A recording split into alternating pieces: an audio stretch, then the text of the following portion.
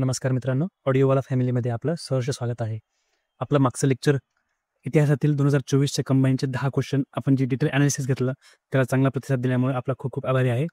आज आपण बघणार आहोत 2023च्या कंबाईनचे इतिहासातील 10 क्वेश्चन एकदम डिटेल.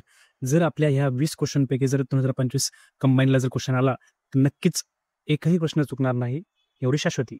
तर बघूयात पहिला प्रश्न. नारायण मेघाजी लोखंडे यांनी बॉम्बे मिल हँड असोसिएशन ही कामगार संघटना स्थापन करीत असताना खालीलपैकी कोणत्या व्यक्तींचे सहकार्य मिळाले? तर मित्रांनो, ऑप्शन ए हे चुकीचे दिलेले आहे. केशवराव बागडे आणि केशवराव बोले यांचं सहकार्य नव्हते. तर रघु भिकाजी, गेनू बाबूजी, नारायण सुरकाजी, विठ्ठलराव कोरगावकर, कृष्णाजी अर्जुन केळुसकर, रामचंद्र शिंदे आणि नारायण पवार ह्या व्यक्तींचे सहकार्य मिळाले होते, म्हणून ऑप्शन 4 येतं. नारायण मेघाजी लोखंडे हे कामगार चळवळीचे जनक मानले जाते. यांनी बॉम्बे मिल हँड असोसिएशन ही संस्था 1884 साली स्थापन केली, जी की भारतातील पहिली कामगार संघटना होती. नारायण मेघाजी लोखंडे हे सत्यशोधक समाजाच्या एकदम जवळीक असल्यामुळे यांचा विवाह सत्यशोधक पद्धतीने झालेला होता. तर नारायण मेघाजी लोखंडे हे दीनबंधू आणि गुराखी हे मुंबईमध्ये वृत्तपत्र चालवायचे. त्यांनी प्लेगग्रस्तांना मराठा इस्पितळ बांधलेलं होतं. त्यांच्या कार्याबद्दल इंग्रजांनी त्यांना राव बहादूर ही पदवी दिलेली होती. लोखंडे यांच्याच प्रयत्नाने कामगारांसाठी 10 जून 1980 साली पहिल्यांदा रविवारची सुट्टी कंपल्सरी करण्यात आली. यांनीच 1890 साली गिरणी कामगार संघटना ही स्थापन केली. तर अशाच इतर संघटना बघूयात ज्याच्यावर क्वेश्चन हा नेहमी येत असतो. तर 1870 साली कामगार मंडळ स्थापन झाले. ते स्थापन केले शशीपाल बॅनर्जी यांनी. याच कामगार मंडळातर्फे भारत श्रमजीवी हे मासिक पब्लिश केले जायचं.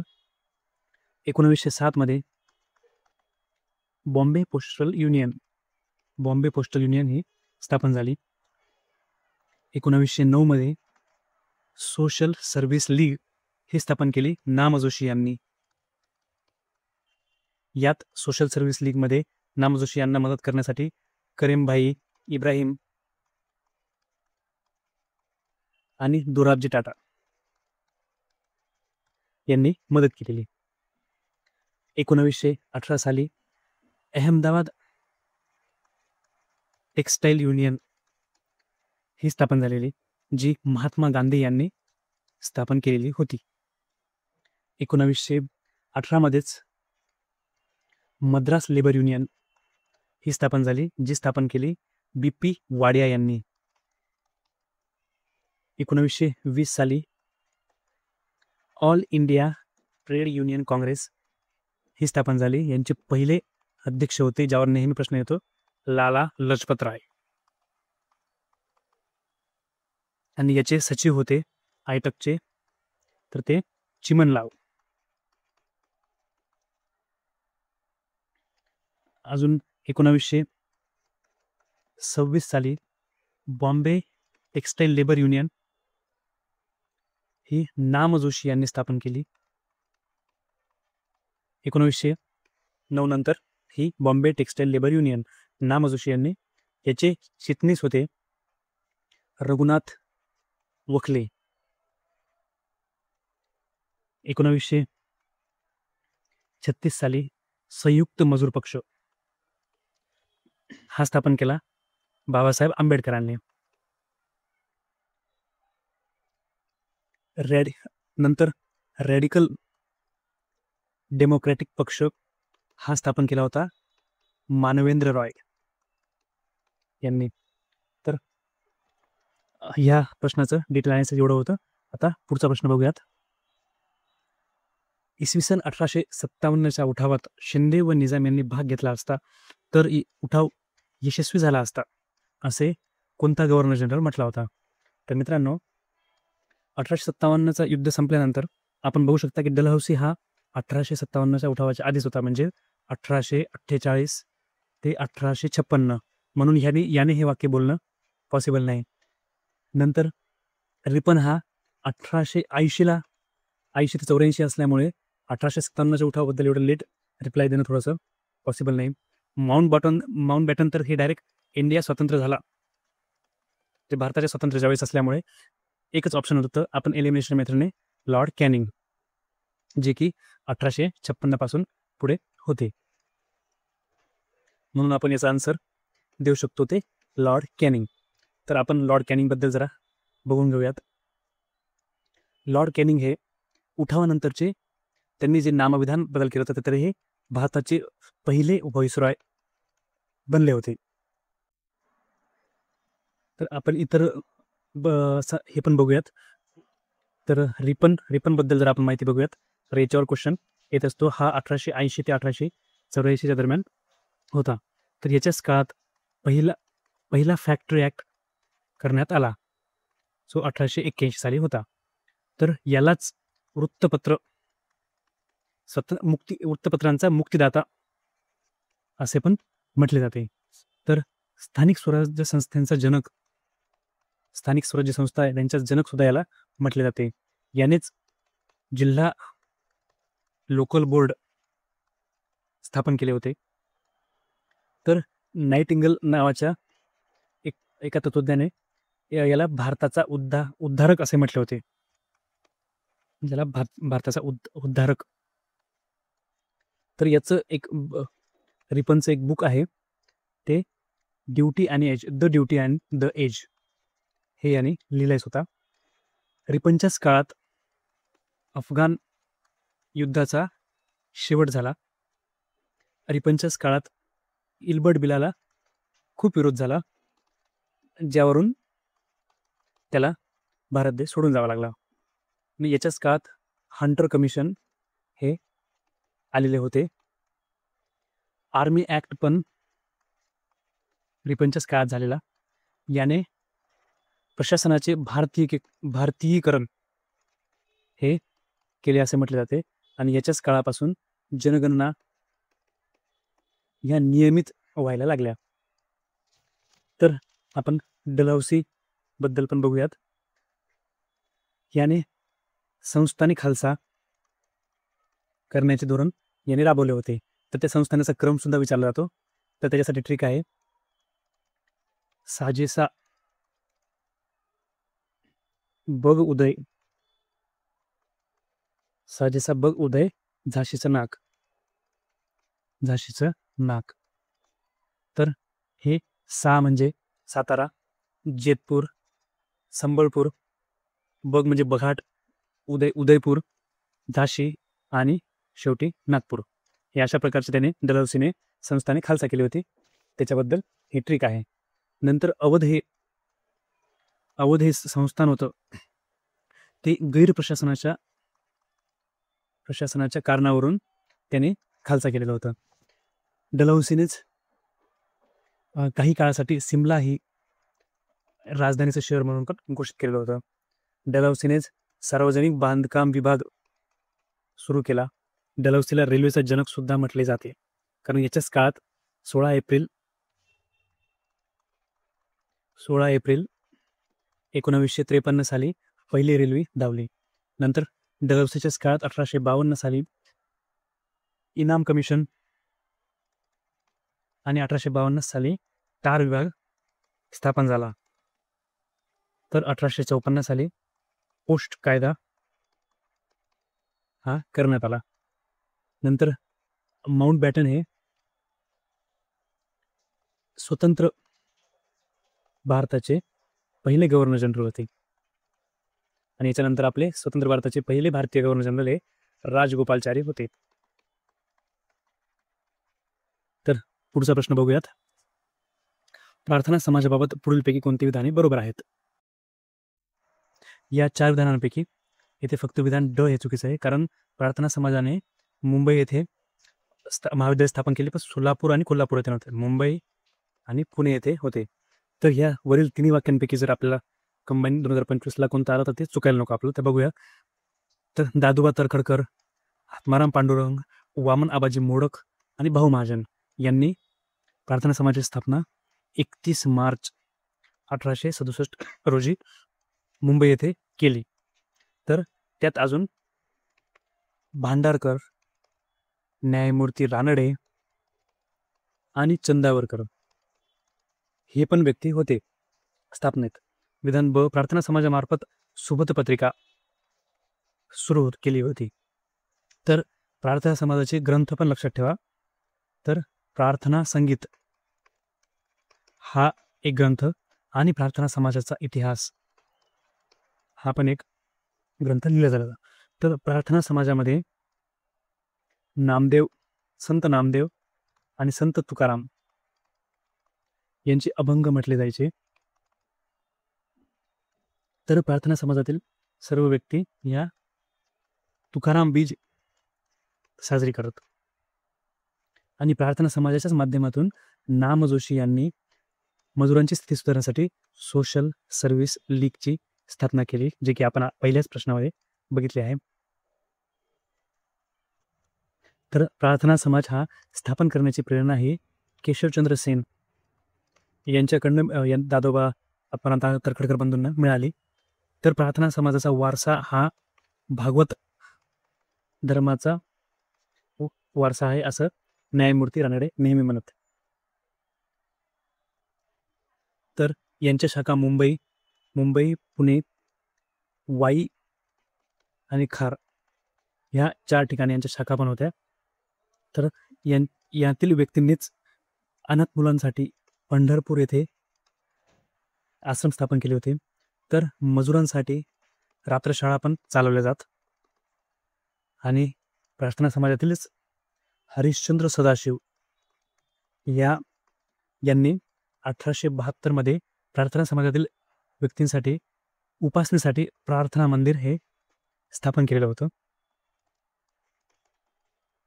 तर अशाच प्रकारे इतर संस्था पण विचारू शकतात. तर आपण एक ओव्हरव्ह्यू घेऊया संस्थांचा. 1828 साली राजाराम मोहन रॉय यांनी ब्रह्मो समाज स्थापन केलेला. 1844 साली दादोबा तरखडकर यांनी मानवधर्म सभा स्थापन केलेली. 1848 साली मुंबई येथे आत्माराम तरखडकर यांनी ज्ञानप्रसारक सभा, म्हणजे आत्माराम तरखडकर हे अध्यक्ष होते. स्थापन हे एल्फिस्टन कॉलेजच्या विद्यार्थ्यांनी केलेली आणि अध्यक्ष त्या तरखडकर यांना करण्यात आलेलं. 1849 साली दादोबा तरखडकर यांनी मुंबई येथे परमहंस सभा स्थापन केली होती मुंबई येथे. तर 1870 साली ग वा जोशी यांनी पुणे येथे पुणे सार्वजनिक सभा ही स्थापन केली. 1873 सत्यशोधक समाज जे फुलेंनी स्थापन केला पुणे येथे. 1875 आर्य समाज मुंबई येथे स्थापन केला दयानंद सरस्वती यांनी. आणि 1897 साली रामकृष्ण मिशन बंगालमध्ये स्थापन केलं स्वामी विवेकानंदांनी. तर हे प्रार्थना समाजातील गोपाळकृष्ण गोखले यांनी 1905 साली भारत सेवक समाज हा स्थापन केला. या स्थापनेत बऱ्याच व्यक्तींनी मदत केली किंवा या भारत सेवक समाजात अनेक व्यक्तींनी कार्य केले. त्यात श्रीनिवास शास्त्री, पंडित कुंजरू, ठक्कर बाप्पा, नाम जोशी आणि काकासाहेब लिमाई या व्यक्तींनी कार्य केलेले आहे. आता पुढचा प्रश्न बघूयात. हिंदू महासभेच्या संदर्भातील पुढीलपैकी विधाने कोणती बरोबर आहेत? तर मित्रांनो, यात विधान ड मध्येच चुकीचं दिलं आहे की हिंदू महासभेचे भव्य अधिवेशन पुणे येथे पार पडले. तर पुणे येथे नसून ते मित्रांनो कर्णावती येथे पार पडलेले होते. सहसा खालच्याच विधानामध्ये चुकीचा देण्याचा प्रयत्न असतो, म्हणून आपलं ऑप्शन 1 बरोबर येतं. तर याच प्रश्नाचं काही नवीन क्वेश्चन आले तर आपले चुकायला नकोत म्हणून ते बघूयात. विधान अ मध्ये 9 एप्रिल 1915 रोजी हरिद्वार येथे कासिम बाजाराचे महाराज सर मच्छिंद्रनाथ नंदी यांनी हिंदू महासभेची स्थापना केली. तर हिंदू सभेचे अध्यक्ष बाळशी मुंजे हे होते. डॉक्टर मुंजे, डॉक्टर हेगडेवार, डॉक्टर परांजपे यांनी नागपूरला 1923 साली महासभेची स्थापना सुरू केली. या हिंदू महासभेचे सभासद होण्यासाठी 5 आणे एवढी फीज होती. आणि याच हिंदू महासभेचे 1937 ते 1943 सलग 6 वर्ष सावरकर हे अध्यक्ष होते. पुढचा प्रश्न बघूयात. इसवी सन 1857च्या उठावाच्या वेळी इंग्रजांच्या कोणत्या कर्तबगार सेनांनी महत्त्वाची भूमिका बजावली होती? मित्रांनो, आपण मागच्या 2024 हिस्ट्रीच्या एक्सप्लेनेशनमध्ये याचं खूप डिटेल एक्सप्लेनेशन घेतलेलं आहे, तरी आपण एकदा बघून घेऊयात. तर मित्रांनो, यात युद्धाच्या वेळी कोणते सेनानी होते ते विचारलेले आहे. तर आपले नील हे जे होते बनारस येथे यांनी नेतृत्व केलेलं होतं.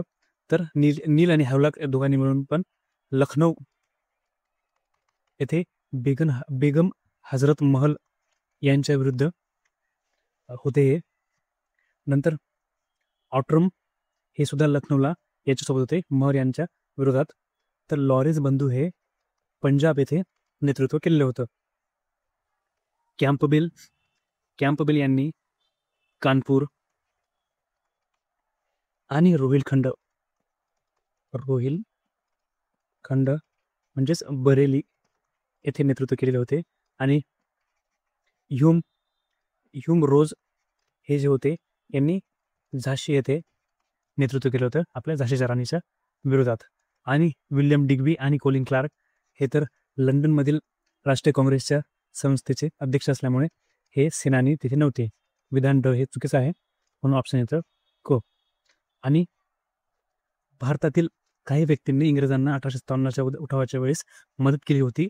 त्यात कोणकोणते व्यक्ती येतात? तर इंग्रजांना मदत करणारे तर काश्मीरचे राजे गुलाब सिंह हे हैदराबाद निजामाचे दिवाण सालार जंग यांनी पण इंग्रजांना मदत केली होती.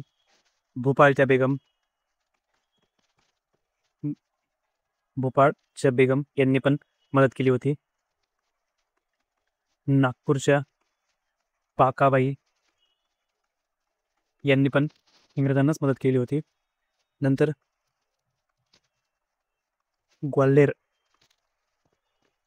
ग्वाल्हेरचे जिवाजीराव शिंदे यांनी इंग्रजांना मदत केली.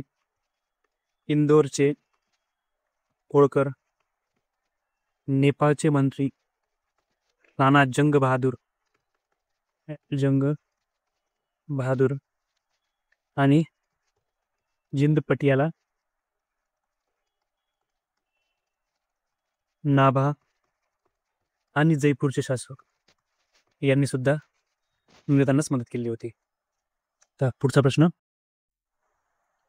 इसवी सन 1875 मधील शेतकऱ्यांचे उठाव कोणत्या भागात झाले होते? तर मित्रांनो, शेतकऱ्यांचे उठाव हे प्रामुख्याने पुणे, नगर, नाशिक आणि खानदेश या भागात झाले होते. तर यात विधान क हे चुकीचे दिलेलं आहे. तर या अ, ब आणि ड म्हणजे भिंबडी, शिरूर, पारनेर, नगर, इंदापूर, हवेली, बागलाण, सातारा, श्रीगोंदा, कर्जत, सोलापूर, रत्नागिरी या ठिकाणी उठाव झालेले होते. म्हणून ऑप्शन आपलं 3 हे बरोबर, अ, ब आणि ड बरोबर. तर शेतकऱ्यांचा 1857 मधील पहिला उठाव हा सुपे येथे झाला होता, पुण्यातील सुपे येथे. तर ते कशासाठी झाला होता? तो सारा कमी करण्यासाठी. पण सारा काही कमी झाला नाही, म्हणून तो उठाव तेव्हापासून सुरू झाला. आणि शेतकऱ्यांचा शेवटचा उठाव हा लास्ट उठाव मुधाळी गावात झाला. मुधाळी.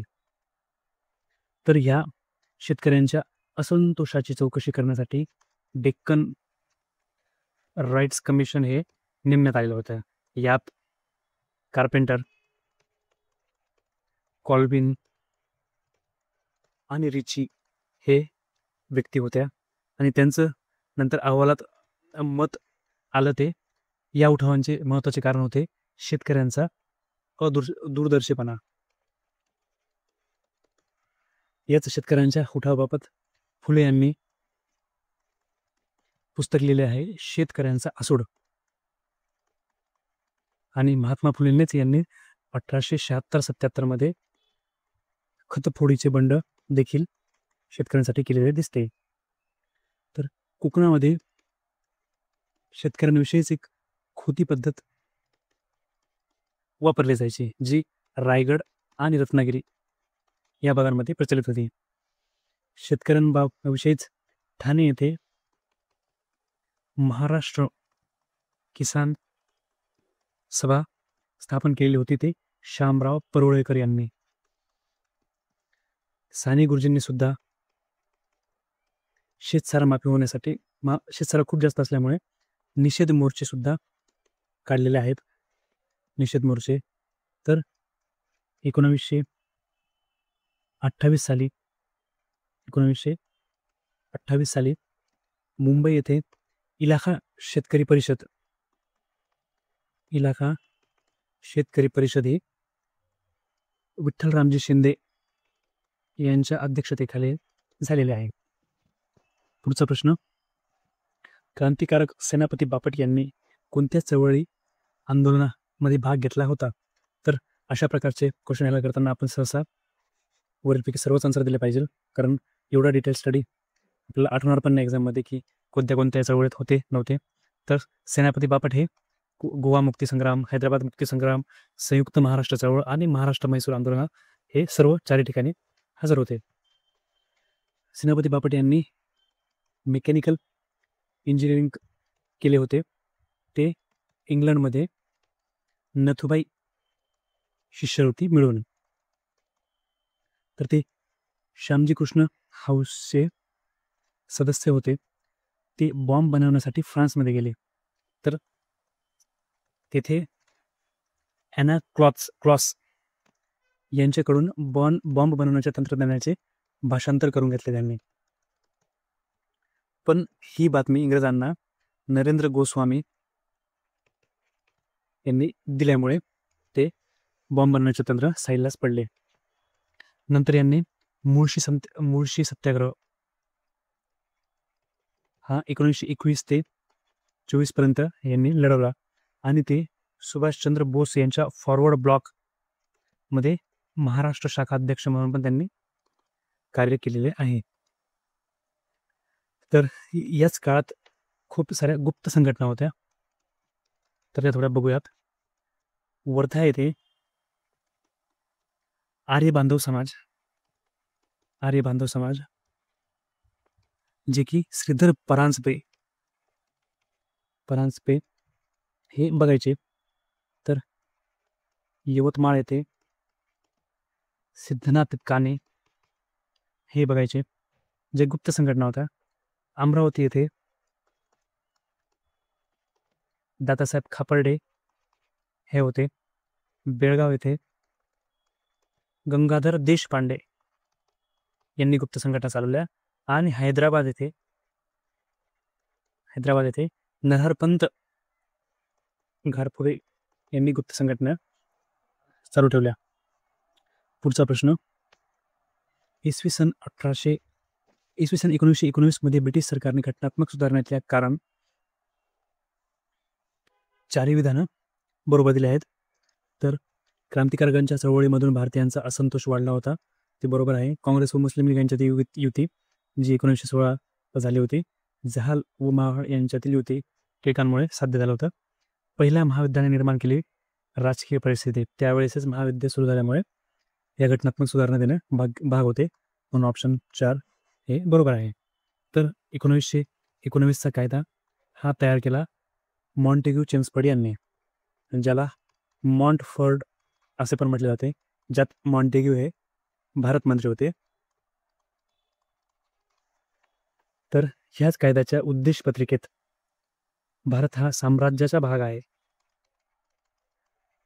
असे होते आणि जबाबदार शासन पद्धती दिली असं पण ह्या कायद्यामध्ये दिलेले होते, ज्यात एकूण 47 कलमे देण्यात आलेल्या होत्या. तर अजून 1919 कायदा डिटेल बघूयात. तर यात भारत मंत्र्याच्या कामकाजाची विभागणी करण्यात आलेली होती.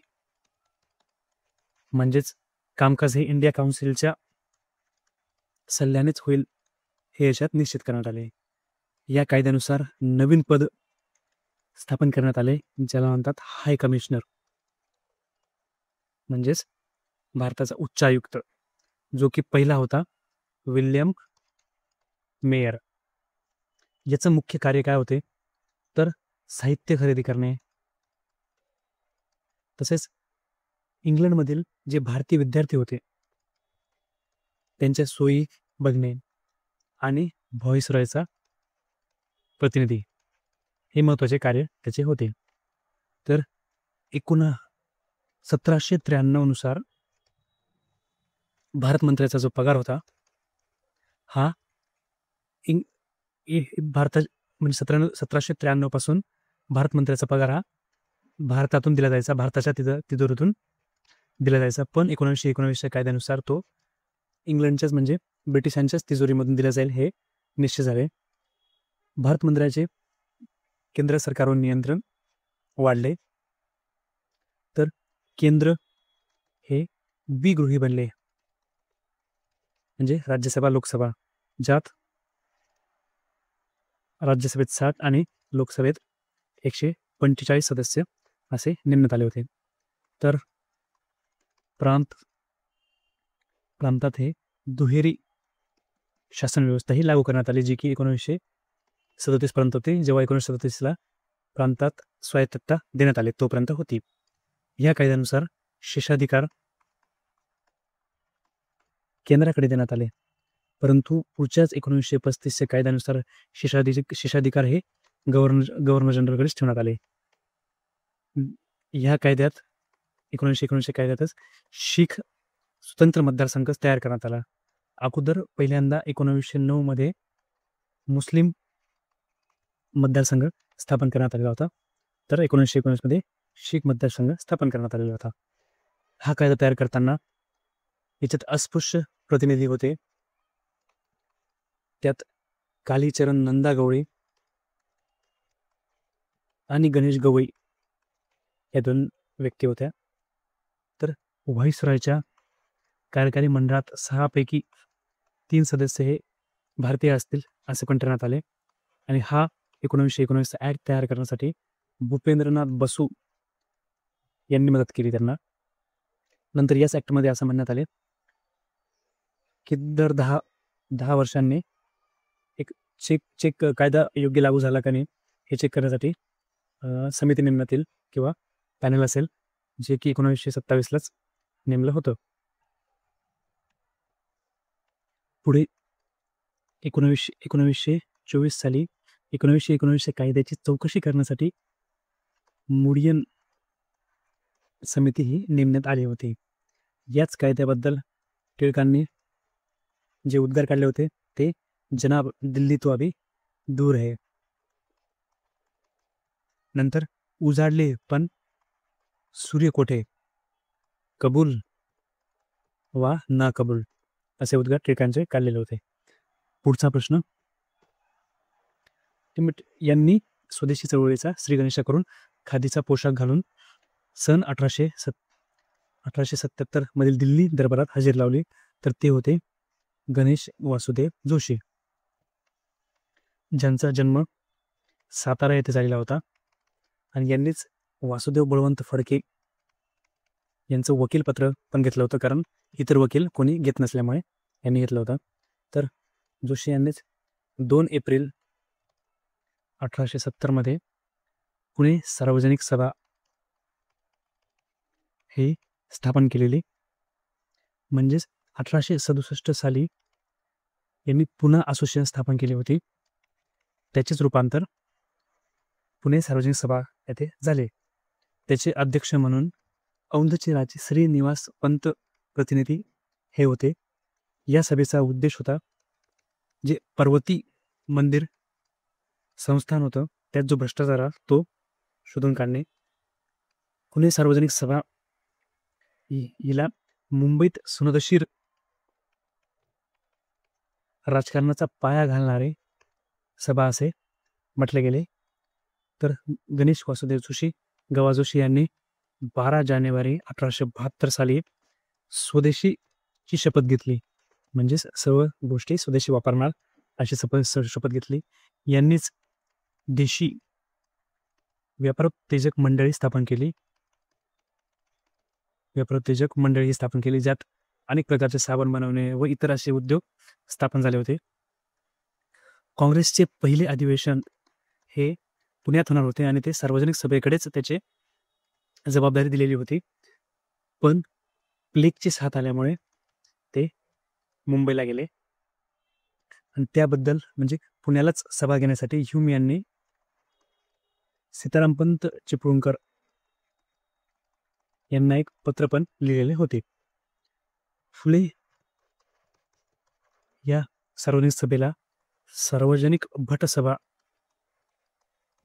असे म्हणायचे. यातीलच सरस्वती जोशी यांनी श्री विचारवती सभा ही स्थापन केली आणि वसई आणि ठाणे असोसिएशन हे गोविंद बाबाजी जोशी यांनी स्थापन केले होते. तर अजून के.टी. तेलंग यांच्याविषयी बघूयात. 14व्या वर्षीच हे संस्कृतमधून यांनी मॅट्रिक पास केले. हे नंतर न्यायाधीश झाले आणि हे काँग्रेसचे चार वर्ष हे चिटणीस होते. नंतर त्यांनी एकदा रखमाबाई वरसदा त्यांचे पती दादाजी यांच्या खटल्यात सल्लागार म्हणून यांनी मदत केली होती. आणि हे हंटर कमिशनमध्ये बिगर सरकारी स्वतंत्र सदस्य होते, न्यायमूर्ती तेलंग. पुढचा प्रश्न बघूयात. राष्ट्रीय सभेचे अधिवेशने आणि ठिकाणे. तर राष्ट्रीय सभेचे 5वे अधिवेशन मुंबई येथे होते आणि ते 5व्या अधिवेशनाचे अध्यक्ष हे होते विल्यम वेडरबर्न, जे अजून सेकंड टाइम 1910 साली पण अध्यक्ष होते. नंतर 7वे अधिवेशन नागपूर येथे झाले. तिथे अध्यक्ष होते आनंद चार्लो, जे की पहिले हिंदू व्यक्ती होते की ज्यांनी काँग्रेसचे अध्यक्षपद भूषवले होते. 1895 साली 11वे अधिवेशन पुणे येथे सुरेंद्रनाथ बॅनर्जी यांनी अध्यक्षपद भूषवले होते आणि 13वे अधिवेशन अमरावती येथे शंकरन नायर यांनी हे केले होते. तर इतर महत्त्वाचे पण बघूयात आपण. 6वे अधिवेशन जे होते ते मेहता यांनी अध्यक्षपद भूषवले होते आणि ते कलकत्ता येथे होते 1889 नंतर 6वे अधिवेशन. नंतर 95 नंतर जे 12वे अधिवेशन होते याचे अध्यक्ष होते रहीमतुल्ला सयानी, हे जे की कलकत्ता येथे अधिवेशन होते. तर इतर ज्या अधिवेशनात पहिल्यांदा ख्रिश्चन पहिल्यांदा पारशी असे कोण व्यक्ती होते ते बघूयात. 1885 साली पहिलंच अधिवेशन जे मुंबईला झालं त्यात उमेशचंद्र बॅनर्जी हे पहिले ख्रिश्चन अध्यक्ष होते. तर 1886 साली कलकत्ता येथे दादाभाई नौरोजी जे पहिले पारशी होते, म्हणजे आपण हे बघतोय फर्स्ट. नंतर 1887 मद्रास येथे अधिवेशन झालं, तर त्याचे बद्रुद्दीन तय्यबजी हे पहिले मुस्लिम अध्यक्ष होते. नंतर 1888 साली अलाहाबाद येथे जॉर्ज युल हे पहिले इंग्रज हे अध्यक्ष होते. तर हे झाले पहिले महत्त्वाचे व्यक्ती. नंतर काँग्रेसच्या मंचावर बोलणारी पहिली महिला ज्या की कदंबिनी गांगुली ह्या होत्या, ज्या भारतातील पहिल्या पदवीधर महिला सुद्धा होत्या.